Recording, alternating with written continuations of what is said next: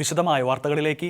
പ്രതിസന്ധികളുടെ മുൻപിൽ നഷ്ടധൈര്യരായി സുവിശേഷ ദൗത്യത്തിൽ നിന്നും പിന്മാറരുതെന്ന് മാർ റാഫേൽ തട്ടിൽ. സീറോ മലബാർ സഭയുടെ 33ാമത് സിനഡ് സമ്മേളനം ഉദ്ഘാടനം ചെയ്ത് സംസാരിക്കുകയായിരുന്നു സീറോ മലബാർ സഭ മേലധ്യക്ഷൻ ആർച്ച് ബിഷപ്പ് മാർ റാഫേൽ തട്ടിൽ. സീറോ മലബാർ മേജർ ആർക്കി എപ്പിസ്കോപ്പൽ സഭയുടെ 33ാമത് മെത്രാൻ സിനഡിന്റെ 2ാം സമ്മേളനം 2025 ഓഗസ്റ്റ് 18 സഭയുടെ ആസ്ഥാന കാര്യാലയമായ കാക്കനാട് മൗണ്ട് സെന്റ് തോമസിൽ ആരംഭിച്ചു. ഓഗസ്റ്റ് 18 തിങ്കളാഴ്ച രാവിലെ മാനന്തവാടി രൂപത സഹായ മെത്രാൻമാർ അലക്സ് താരാമംഗലം പിതാവ് നൽകിയ ധ്യാന ചിന്തകളോടെ സിനഡ് സമ്മേളനത്തിന് തുടക്കമായി. തുടർന്ന് സിനഡ് പിതാക്കന്മാർ ഒരുമിച്ചർപ്പിക്കുന്ന പരിശുദ്ധ കുർബാനയ്ക്ക് ശേഷം സീറോ മലബാർ സഭയുടെ പിതാവും തലവനുമായ major arch bishop Mar Raphael Thattil പിതാവ് ഔദ്യോഗികമായി സിനഡ് സമ്മേളനം ഉദ്ഘാടനം ചെയ്യും.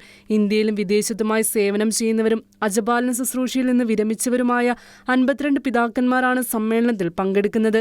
സിനഡ് സമ്മേളനം ഓഗസ്റ്റ് 29 സമാപിക്കും.